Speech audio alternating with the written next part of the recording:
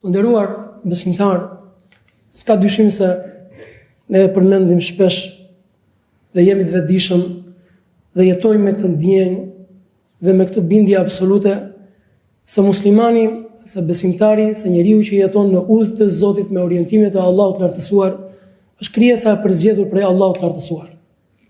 Mirë po ky musliman, përveç se ka edhe privilegjin e përzgjedhjes, ka edhe përgjegjësinë e amanetit, ka edhe përgjegjësinë e të qenurit më këmbës i Allahut të lartësuar në tokë.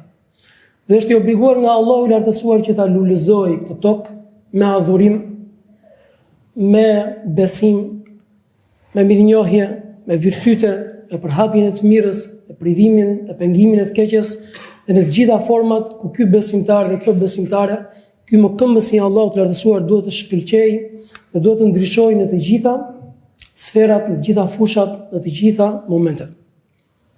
Dhe ky amanet dhe kjo përgjegjësi nuk është e vogël. Për këtë arsye Allahu i lartësuar ka dërguar 124.000 profet. Dhe ka zbritur libra. Dhe absolutisht në asnjë moment nuk e ka lënë njerëzimin pa udhërrëfyes. Për këtë arsye Allahu i lartësuar na ka bërë të obliguar që ne të lëmë preokupimet tona dhe angazhimet tona dhe minimumi një herë në javë të tubojmë në shtëpinë e Zotit të lartësuar dhe të dëgjojmë me vëmendje dhe të përpiqemi të shkëpusim, të përthithim dhe të bëjmë pjesë të jetës tonë të gjitha këto mesazhe dhe të gjitha këto orientime. Sepse çështja është jashtëzakonisht e rëndësishme. Dhe misioni është shumë madhor. Dhe jeta është një e vetme në këtë botë dhe nuk përsëritet. Nuk ka shansi ta përsëritesh atë. Për këtë arsye njeriu nuk do të bëjë gjë tjetër veç se do të dalë përpara Allahut të lartësuar me këtë paketë vendimarrjesh, zgjedhjesh, veprash, të cilat i ka vepruar në përditshmërinë e tij. Dhe është rregull dhe është ligji i Zotit të lartësuar që në tokën e Allahut të madhruar të mbizotëroj ose të ekzistojë dhe e mira dhe e keqja. Dhe ka dashur Allahu i lartësuar që këtë tokë ose këtë qëndrim që ka njeriu në këtë botë ta bëjë një sprov të thukt për njeriu.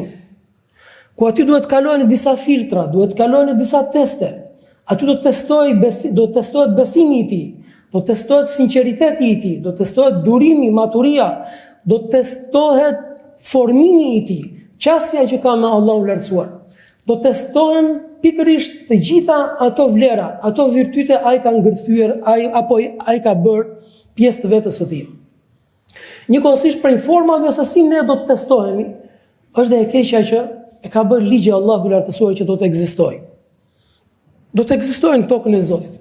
Në momentet caktuara kjo e keqja do të jetë diçka më e sfumuar, në momentet tjera do të jetë më e egzageruar, qoftë për sa i përket njerëzve që jetojnë në tokën e Zotit, qoftë për sa i përket fenomeneve, duke filluar që nga shirku, idhujtaria, paganizmi, mohimi, pastaj vazhdo më tutje dhe më gjatë me krimin dhe me padrejësinë dhe me format e ndryshme të keqes. Sepse e keqja është projekt. Dhe ka njerëzit e saj, apo ka krijesat e saj. Dhe në krye të kësaj bande, dhe në krye të këtij ekipi është iblisi i mallkuar, i cili gjeti guximin dhe kundërshtoi Zotin e gjithësisë. Dhe jo vetëm e kundërshtoi, por dhe u zotua dhe u betua përpara Allahut të lartësuar se njerëzimin e shikon ti këtë Ademin, të gjithë pasardhësitë e tij unë do t'i shkatroj. Do të bëj që të tjetërsojnë fen, besimin, të shkatrojnë raportin me ty o Zot.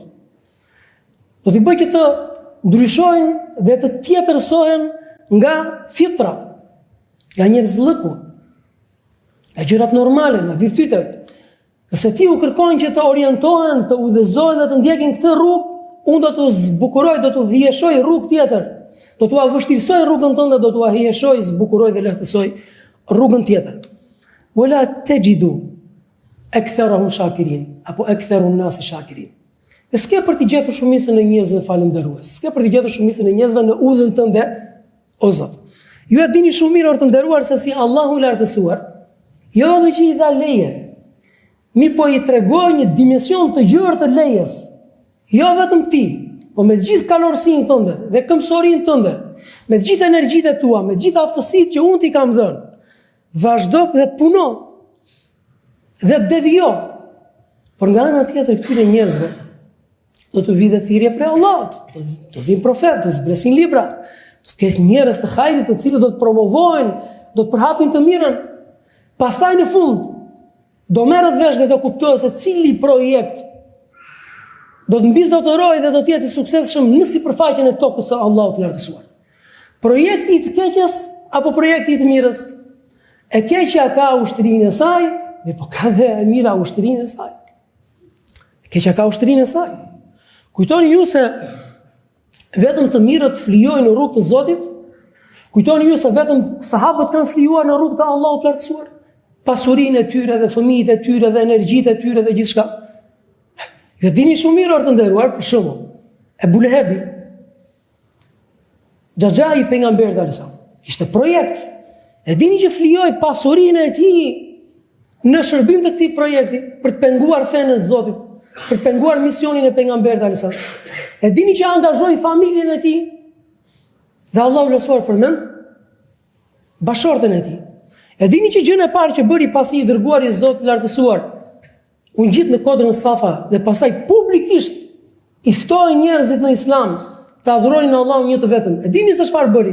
Urdhëroi 2 djemtë e tij të divorconin 2 bijat e pejgamberit alayhis salam. Edhe pse akoma nuk ishin lidhur kuror të me fillt. Si thua, alhamdulillah Zotit, asnjë çast nuk ishin jetuar në kuror të këtyre njerëzve. Mirë pa mak, siç e kishin në zakon atëherë, kishin një gjysmë fjale. Pa një gjysmë fejese si e themi ne sot. Direkt në moment divorcoi. Pa gjërat mëse u përballi i dërguari i Allahut të lartësuar. Projekti i të keqes. Po këta njerëz kaq shumë të mobilizuar, kaq shumë të organizuar, të koordinuar, me çfarë u përballën? U përballën me njerëz të cilët në fillimet e tyre i merrin dhe i nënçmonin, i injoronin, se kishin fare në konsiderat. Mirë po siç e përmend Allahu i lartësuar, këta njerëz janë si puna e një fidani, që fillimisht është i brisht, pastaj fillon dhe forcohet, pastaj fillon dhe shtohet, dhe pastaj fillon dhe dominon. Fillon dhe dominon e mira që ka caktuar Allahu i lartësuar. Prandaj besimtari ka 2 projekte madhore të nderuar. I pari është përmirësimi dhe përsosja e vetes së tij. Sepse përpara Allahut të lartësuar do dalim të vetëm. Madje në momenti që do dalim përpara Zotit të gjithësisë, nuk do të kemi përbri as nën, as bab, as fëmijë, as bashort, as bashorte. I vetëm. Madje as dikë që do të përkthej. S'ka nevojë të përkthesh në komunikimin, në marrjen llogari me Zotin e gjithësisë. S'ka nevojë fare. E ky është projekt që e ka besimtari. U gdhi, u ngrys, bën hesapet, bën llogari me veten e tij, këtë shpirt, këtë vete, a jam duke shpëtuar apo jam duke marrë dhe duke zhytur, duke hedhur në gramin. Kullu nasi yaghdu faba'i'u nafsahu famu'tiquha aw mubiquha. Çdo njeri, thot pejgamberi alayhis salam, çdo ditë që gdhihet është tregtari i shpirtit të tij. Dëgjoni me vëmendje. Është tregtari i shpirtit të tij. O e merr veten e tij dhe e shpëton, ose e merr dhe e shkatëron atë. Në varësi të aktivitetit të tij, në varësi të zgjedhjeve të punëve që ai është duke bërë gjatë ditës. Ky është një projekt. Mirë, po nga ana tjetër, besimtari ka një kraharor dëgjor. Ka një dimension tjetër rreth të mirës, apo rreth sinqeritetit, apo rreth dashamirësisë, apo rreth kontributit, apo rreth të konsideruarit të gjithë kësaj të tëre që na ka lajmëruar Zoti i lartësuar si një familje vetme, apo pjesëtar të një anije, siç edhe ka përmendur pejgamberi alayhis salam. Prandaj më lejoni që edhe në këto ditë që ne duam apo nuk duam, bombardohemi shumë nga lajme dhe nga aktualitet, më lejoni që ndaj bashkërisht disa pika thjesht për të sjellë dhe për të prezantuar mendimin e Zotit lartësuar, pra sa na lejon ky minutazh, profilin perfekt hyjnor të besimtarit i cili nuk është vetëm i mirë në vetvete, mirë po ka kaluar një status i cili është dhe përmirësues. Sot nuk është çudi që ne jemi në një turisni, jo vetëm sot, kur do edhe çdo ditë muslimanët besimtarët, në veçanti hoxhallarët, iftylerët, njerëzit të cilët kanë në duart e tyre, si thua shua ka dhënë Zoti i gjithësisë, amanetin, përgjegjësinë, por dhe privilegjin për të përhapur të mirën. Në tresion, në trysni, çfarë jeni duke bërë ju për njerëzimin? Çfarë jeni duke bërë ju muslimanët për njerëzimin, për ndryshuar shoqërinë, për ndryshuar bashkësinë? Pse nuk flisni, pse nuk ndryshoni, pse nuk reagoni, pse nuk lëvizni nga vendi? Dhe deri diku mundet të jetë e drejtë, e mundet që të qëndrojë. Mirë po, nuk kam ndërmend tani që të sjell me detaje se çfarë jemi duke bërë ne muslimanët, apo çfarë duhet bëjmë ne muslimanët, sepse për ca gjëra jam kompetent, për ca gjëra nuk jam edhe kompetent, dhe për ca gjëra më pëlqen të flas dhe për ca gjëra nuk më pëlqen që t'i ndajmë bashkërisht. Mirë po, le të sjellim atë profilin e muslimanit të përsosur, të skalitur, fetar, jo vetëm i mirë, por përmirësues, pastaj e kuptojmë se çfarë jemi duke bërë ne muslimanët. Dhe se cili e merr përgjigjen se çfarë jemi duke bërë ne muslimanët, dhe a jemi duke bërë detyrën apo nuk jemi duke bërë detyrën ashtu siç duhet. Cili është ky profil? Cilat janë këto cilësi, këto virtyte, këto elemente të cilat duhet i gjejmë tek një njeri i cili me të vërtet mund t'i themi ta bëv Zoti mbar, halal të qoftë. Ti nuk je vetëm për veten tënde, por ti je dhe për familjen dhe për shoqërinë. Cilat janë këto cilësi dhe këto virtyte? E para, njëherë është një njeri i cili është skalitur në veten e tij, i ndërtuar në veten e tij, i cili shkëlqen, rrezaton, ndryshon në veten e tij. Një njeri fetar, një njeri besimtar, një njeri në udhë të Zotit, një njeri që ka frikë Allahut, një njeri që nuk gënjen, një njeri që nuk mashtron, një njeri që nuk tradhton, një njeri që ka dashamirësi, ka vllazëri, ka kontribut, një njeri i cili ka marrë, ka analizuar, ka studiuar fenë e Zotit të lartësuar, përgjegjësinë dhe amanetin që ka në këtë tokë, dhe përpiqet që ta zbatojnë në mënyrën më të mirë. Këta njerëz, kujdes, numri i muslimanëve sot në botë është ndoshta 2 miliard, mirë po pejgamberi alayhis salam ka thënë, këta njerëz do të jenë të pakët. Tuba lil ghuraba. Lumë për ata njerëz dhe xheneti është për ata njerëz të cilët e ndjejnë veten e tyre të huaj në mesin e shoqërisë. Të huaj jo se nuk njohin atë që kanë në krah djathtas dhe majtas. Por nuk po gjejnë virtytet e Islamit, s'po gjejnë moralet e Islamit. Në momenti që është në familje, në momenti që është në rrugë, në momenti që është në xhami, në momenti që është në tregti, në biznes, në momenti kur është viktimë, në momenti kur është bërë padrejsim, në momenti kur është në fukarallëk, në momenti kur është në mirëqenie, në pasuri, s'po gjën Islam. Si ti thoj këta njerëz do t'i gjesh thot pejgamberi alayhis salam. Tek këtu diku janë shumë të rrallë. Por lumë për këta njerëz, xheneti është për këta njerëz. Ka përgëzuar pejgamberi alayhis salam. Çfarë ka thënë tjetër në lidhje me përshkrimin e këtyre njerëzve? Janë njerëz të kuruar në veten e tyre, të plotësuar në veten e tyre. Mirë, atëherë kur u vjen mbar dhe lehtë, jo, edhe në rrethana të vështira, dhe këtu duket madhështia e besimtarit dhe besimtarës. Njerëz të plotësuar, njerëz me amanet, me përgjegjësi, me besim, besimtar të vërtet që na bëftë Allahu i lartësuar prej tyre, kur janë në një ambient fetar vetëm, në momentet kur jemi në Mekë, në Qabe apo në Medinë, në momentet kur jemi në Umra apo në Haxh, apo në momentet kur jemi në Ramazan, apo në momentet kur jemi vetëm ditën e Xhuma, jo, në çdo moment, në çdo çast, edhe në rrethana të vështira, edhe në rrethana ekstreme kur përballen me një shoqëri të egër, ku aty lulëzon padrejësia, zullumi, ndoshta epshet pasionet dhe forma të tjera të degradimit apo të degenerimit. Këta besimtarë dhe këto besimtare i shikojnë se si janë, shkëlqejnë, ndryshojnë në këtë shoqëri, në këtë bashkësi, në këto momente, të cilat mundet të jenë rrethana jashtëzakonisht të vështira. Mirë po, a mjafton vetëm kjo? Të mirë në veten e tyre nuk mjafton. Dhe le të ndajmë bashkarisht 2 apo 3 argumente. Dhe i dini bashkë, dhe jo vetëm janë qarkulluar si argumente sepse janë madhështore. Çfarë thot pejgamberi? Pra ky besimtar nuk ka mundësinë. Fiksojeni këtë gjë të nderuar. Është e pamundur që dikush të plotësohet në veten e tij dhe të mos ketë pastaj tendencën, dëshirën e zjarrt, sinqeritetin dhe dashamirësinë që kjo mirësi të derdhet dhe tek të tjerët. Nuk ka, është e pamundur të gjesh një musliman i cili është i plotësuar në veten e tij, në raport me Allahun, në raport me zemrën, në raport me parimet, virtytet fetare, dhe pastaj çfarë të jetë egoist.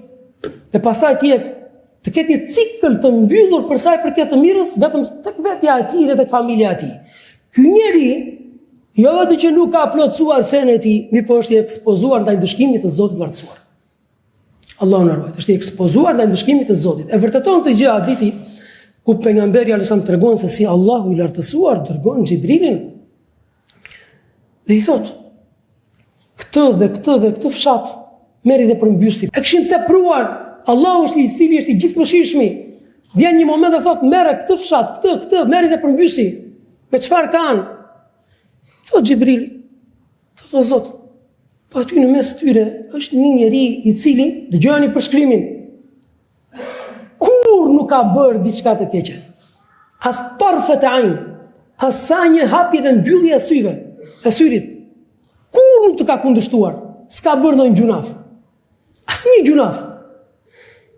Thot Allahu i lartësuar, thot merr dhe përmbyse bashkë me të, sepse ai asnjëherë nuk e vrejti, asnjëherë nuk u pa në fytyrën e tij shenjat e xhelozisë për të mirën, apo të urrëties për të keqen. Ky njeri nuk doli ndonjë për të interesit personal. Nuk i interesoi ndonjë çështja të tjerëve, çështja e komshisë, çështja e bashkësisë, e vllazërisë, e vatanit, e umetit, e bashkësisë, e kombit, e njerëzve me të cilët jetonte, ky njeri nuk do t'ja di. Pastaj se kalonte deri aty le të shkatërrohen që të gjithë vetëm të jem unë mirë, këtë nuk e dim. Mirpo minimumi që përshkruan pejgamberi alayhisalam asnjëherë nuk i lëvizi fytyra, nuk e ndryshoi. Për gjitha fenomenet e keqia të cilat mund të ndodhin në atë bashkësi. Aty mund të kishte shirk, idhujtari, mund të kishte mohim, aty mund të kishte krim, aty mund të kishte padresi, aty mund të dhunojë dopti, aty mund të kishte shumë gjëra. Mirpo, as i interesonte fare pse se punët e tij i kishte në terezi. Ku ishte problemi i këtij njeriu? Në veten e tij i plotësuar. Kur o Zot, Xhibrili, përshkrimi i Xhibrilit, teskije, që do thotë dëshmi për Xhibrilit, kur nuk të ka kundërshtuar? S'ka bërë diçka të keqe.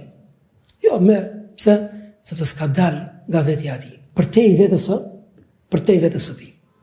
Që do thotë, për besimtarit kërkohet diçka më e madhe se sa ajo të jetë i mirë dhe i plotësuar në veten e tij. Hadithi tjetër i mrekullueshëm, është hadithi i mirënjohur ku pejgamberi alayhisalam ka thënë shembulli i atyre të cilët qëndrojnë në kufijet e Zotit, për sa i përket përhapjes së të mirës dhe pengimit nga e keqja. Është si shembulli i grupi njerëzish të cilët hipën në anije. Një grup prej tyre qëndrojnë në sipërfaqe të anijes, pjesa tjetër në brendësi të anijes, të pjesa poshtë. Çfarë ndodhi? Ata të cilët ishin poshtë ose brenda në anije, u lipse u nevojita që të ngjiteshin lart në sipërfaqe dhe të merrnin ujë për nevojat e tyre. Dhe dikush prej tyre hodhi propozimin me dashamirësi, por me ignorancë, dhe të marrin një qafë me dashamirësi, por me ignorancë. Pse ti shqetësojnë vëllezërit tanë të cilët janë lart në sipërfaqe? Çfarë do bëjmë? Hapim një vrim të vogël këtu dhe i përmbushim nevojat tona dhe marrim ujin. Çfarë thot pejgamberi alayhisalam? Thot, nëse ata që janë sipër i lejojnë, do mbyten që të gjithë. Nëse i pengojnë, do shpëtojnë që të gjithë. Që do thot, në shoqëri dhe në bashkësi, duke filluar që nga ato më të vogla dhe më të gjëra, janë disa fenomene, disa krime, disa zullume, disa mendjelahtësi dhe pakudesi. Qoftë me dashamirësi, kujdes. Këtu nuk po gjykojmë tani dashakësinë. Dashakësia pastaj është projekt, është krim më vete. Por qoftë me dashamirësi, por prej ignorancës, në emër të kujt, të diçka jetë që ndoshta edhe mashtron veshët e njerëzve dhe zemrat e tyre. Dhe çfarë ndodh? Shkatërrojnë gjithë njerëzimin. Atë çfarë duhet të bëjmë? Çfarë duhet të bëjmë? Dhe kush jam unë dhe kush je ti? Është ajo gjë që thot pejgamberi alayhisalam, kush shikon dikush prej jush, nëse dikush prej jush shikon një të keqe, e ndryshon, e përmirëson, e pengon me dorën e tij. Nëse s'ka mundësi, me gjuhën e tij nëse s'ka mundësi, me zemrën e tij, që ishte minimumi që ju kërkua atij personi që e përmbysi Xhibrili, minimumi me zemrën e tij, me fytyrën e tij, me reagimin e tij, minimumi, sepse pas këtij minimumi nuk ka më iman, s'ka më besim, thot pejgamberi alayhis. E shikonin se çfarë madhështie pa posedon feja jonë të nderuar. Shikonin se si nuk detyron për te mundësive, mi po as nuk pranohet pasiviteti nga muslimani.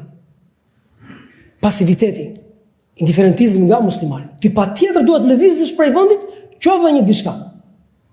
Nga sa ke mundësinë, dhe me atë formë, me atë mekanizëm për të cilin ti e ke mundësinë e ke aftësinë dhe ta bërë risk, Allahu i lartësuar. Kjo është e pika e radhës jashtëzakonisht e rëndësishme. Kalojmë në pikën tjetër. Tani, edhe njerë se mos fjala e radhës bën që të harrohet ajo që ne kemi kaluar. Pse jemi duke folur? Jemi duke sjell, duke prezantuar atë profilin e muslimanit të përsosur, i cili sot është vlerë për shoqërinë, por dhe zgjidhje dhe shorim për shoqërinë, i kompletuar në veten e tij, por jo vetëm, është dhe përmirësues për të tjerët që ka thënë pejgamberi sa. Çfarë është pjesë tjetër e stofit të këtij besimtarit dhe të kësaj besimtare? Është sinqeriteti, dhe është dashamirësia, është dhe trimëria, është dhe guximi, mirë po nga ana tjetër, është maturia, është mosnxitimi, është kthjelltësia, qartësia, dhe është ajo që ka thënë pejgamberi alayhissalam, apo ajo që ka thënë dikush prej sahabëve, e mëshiroftë Allahu atë i cili e di se sa peshon dhe ku e ka vendin. Atë i cili e di se sa peshon dhe se ku e ka vendin. Dhe prej gjërave më të rrezikshme është kur një bashkësi e cila duhet jetë e kuruar në fjalë, në vepra, në qëndrime, në nisma, në iniciativa, përhapet kaosi. Dhe përhapet rrëmuja. Dhe kur bëhet peng euforisë, entuziazmit, e turmës, edhe o burra, bëjnë të tjerë do ta bëj edhe unë patjetër, pa marr, pa analizuar, pa patur referencë, pa pyetur, lejohet apo nuk lejohet. Dakord? Për shembull, pa parë se kjo gjë nderon një motër muslimane, për shembull, apo një vëlla musliman, e nderon apo jo? Jo, e rëndësishme është njerëzit, çfarë bëjnë njerëzit, turma o burra se mbetën pas. Pa analizuar, është fetare, s'është fetare, është e lejuar, s'është e lejuar, të nderon, s'të nderon, është e matur apo jo, pa peshuar pasojat pastaj. Çfarë pasojash ka? Po për këtë, kjo gjë nuk është kaq e thjeshtë dhe kaq e lehtë. Guxim, patjetër, trimëri, patjetër, indiferentizëm, jo, mirë po maturi, patjetër që po. Mos nxitim, patjetër që po, në të gjitha veprat, në të gjitha reagimet e besimtarit. Dashamirësi për të përhapur e mira, patjetër që po. Dhe mbi të gjitha, etik dhe edukat. Dhe kjo është jashtëzakonisht e rëndësishme. A ka momente ku besimtari duhet kërkojë të drejtën e tij? A ka momente ku besimtari duhet të përzihet në nisma shoqërore të bashkësisë? Patjetër, a ka momente ku besimtari po i takon dhe duhet të marrë tastierën dhe të shkruaj dhe ai 5 fjalë për të përmirësuar të keqen, për të përhapur të mirën? Po. Mirë po, të vjen për të qartë. Se si nuk bën dallim mes pozicionit dhe mënyrës se si u qaset këtyre gjërave një njeri i cili nuk ka fe, ose i ka fe të kufizuar, dhe dikush i cili është besimtar, është musliman. Mënyrës se si reagon, se si flet, se si shan, se si shpërthen një musliman i cili nuk i ka fare hije, apo një musliman dhe një të gjë, pa dallim mund të bëj dikush tjetër. Që të thotë, në çdo çast, në çdo moment, etika nuk duhet që të ndahet prej besimtarit. E drejta shëmtohet pa etikë. Kërkimi për hapja drejtësisë apo kërkimi të drejtës shëmtohet pa etikë. Patjetër bëhet e shëmtuar. Andaj standardi i cili është fjala madhështore që kem përmendur dhe herë tjetër ku pejgamberi alayhis salam i thot Aishës, kur më ke parë të sillem ndryshe, edhe pse u përball me një mizor. Opinioni i dërguar ka Allahu të rësuar ishte që ky njeri që kishte përballë ishte më i keq i bashkësisë së vet. Njeriu më pa vlerë ndoshta. Ama nga ana tjetër i dërguari i Allahut komunikon me të, ja transmeton atë që duaj, flet me të në nivelin më të lartë të etikës. Pastaj Aisha u befasua dhe u çuditë i dërguari i Zotit. Si është kjo punë? Thotë, kur më ke parë të sillem ndryshe. Prandaj, ti besimtar nuk mund ta shohësh ndryshe kur është në një ambient dhe ndryshe kur është në ambientin tjetër. Ndryshe kur është në një gjë, pastaj ndryshe në gjë. Se feja është imunitet, o vëllezër. Devotshmëria është imunitet. Na mbron një nga gjërat e shëmtuara. Ky namaz është investim. Këto hutbe janë investim. Ky lexim Kur'ani është investim, agjërimi, adhurimet janë investim. Për kur janë investim? Për të bajtur qëndrime korrekte, parimore, fetare, atëherë kur duhet, në mënyrën më të mirë të mundshme. Prandaj, nëse përsërisim pyetjen, thënë, çfarë bëni ju hoxhallarët, çfarë bëni ju muslimanët, çfarë keni dhënë ju për shoqërinë, ju muslimanët, pasha Zotin e gjithësisë më vjen rënd që të përmendim qeset që kemi shpërndar me fitret në Ramazan, apo qeset që janë shpërndar me mish kurbani në festën e Kurban Bajrami, këto nuk janë investime. Dhe këto nuk janë as kontribute. Kontributi më madhor që del prej këtyre ambienteve, prej shtëpisë së Zotit, prej xhamisë dhe prej hoxhallarëve dhe prej besimtarëve, është pikërisht investimi të kjo shoqëri dhe të përhapet e mira në të gjitha format, duke filluar nga besimi, raporti me Zotin, lullëzimi, ndryshimi dhe mbjellja e harmonisë dhe gjithçka tjetër për elementeve në familje, rregullimi i raporteve mes njerëzve dhe ndërtimi i individëve të shëndosh, individëve të cilët çfarë do të jenë, nesër pas nesër me ndihmën e Allahut të lartësuar, do të jenë ata të cilët do të hedhin duart dhe do të marrin me duart e tyre apo në duart e tyre fatet e kësaj bashkësie dhe kësaj shoqërie. Siç priti Jusufi alayhis salam, në vitet e tëra derisa ja bëri risk Allahu i lartësuar. Prandaj or të nderuar, mos lozim të mos keq përdorim emocionet, të mos jemi peng i turmës, por nga ana tjetër absolutisht nuk lejohet as pasiviteti në përhapjen e të mirës dhe në pengimin e të keqes, dhe as mos u vendosni në siklet dhe mos u kompleksoni nga thirrje dhe nga trysni dhe nga presione po ti çfarë je duke bërë. Del dikush pa pikën e turpit dhe vën në sedër hoxhallarët, dhe vën në sedër njerëzit e dijes që nuk din as 1% të asaj gjë që u ka mundsuar dhe u ka dhuruar Zoti i lartësuar dhe thot, tani jeni në sprov. Tani do shohim se si do të reagoni ju. Kush je ti? Kush je ti që mban qëndrim të tillë, do deklarosh ti, do vendosh në sprov, do testosh nga dishmërinë apo ndjenjat apo gatishmërinë për të prapur të mirën për të penguar të keqen të qoftë njerëzve të dijes apo qoftë edhe të besimtarëve. Kto ishin thjesht 5 fjalë, edhe pse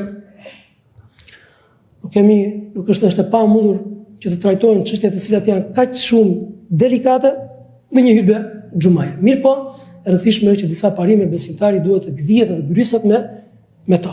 Përsosim veten tonë dhe pastaj të fillojmë dhe të rregullojmë atë që na ka bërë të obliguar Zoti i lartësuar duke filluar që nga familja, pastaj njëri tjetrin, pastaj e përhapim këtë të mirë, këto vlera, këto virtyte, këtë besim, këtë drejtësi, këto kontribute, këto investime, të mbarë shoqëria se pasha Zotin e gjithësisë, besoj se ka dhe nuk duhet të ketë njëri që më së shumë të i dhimbë se kjo tokë, të i dhimbë se ky vend, të i dhimbë se këto njerëz, më shumë se sa një besimtar. Nëse është del dikush tjetër, atëherë haram me paçi ne për gjithë të fe që na ka mundsuar Allahu i lartësuar. Mi po çdo gjë që bëhet me dije, bëhet me urtësi, bëhet me maturi, pa nxitim dhe bëhet me etikën e lartë, në të kundërt që ndro aty në shtëpinë tënde se je më i dobishëm dhe je më i frytshëm në lidhje me këtë gjë. Allahu na përmirësoft që të gjithëve dhe Allahu na plotësoft, na ndërtoft, na përmirësoft në veten tonë, na bëf njerëz të plotësuar në imanin tonë, në devotshmërinë tonë, në zemrën dhe njëkohësisht na bëft Allahu i lartësuar që të jemi përhapës të mirës, pengim, çelës të mirës, drynë për sa i përket të keqes, e kërkojmë Allahut lartësuar që na japi të mira në këtë botë, të mira në botën tjetër, dhe Allahu lartësuar e mbuloft të vend të këta njerëz bashkë adhetarët tanë me mirësi të shumta dhe na ruaj të Zoti i lartësuar, dhe të gjithë ata që të cilët të keqen e kanë projekt, duke filluar nga iblisi i mallkuar, dhe të gjithë ata të cilët janë arrestuar në ushtrinë apo në batalionin e tij. Aqulu ma tasma'un astaghfirullaha al-azim li wa lakum wa lisa'iril muslimin.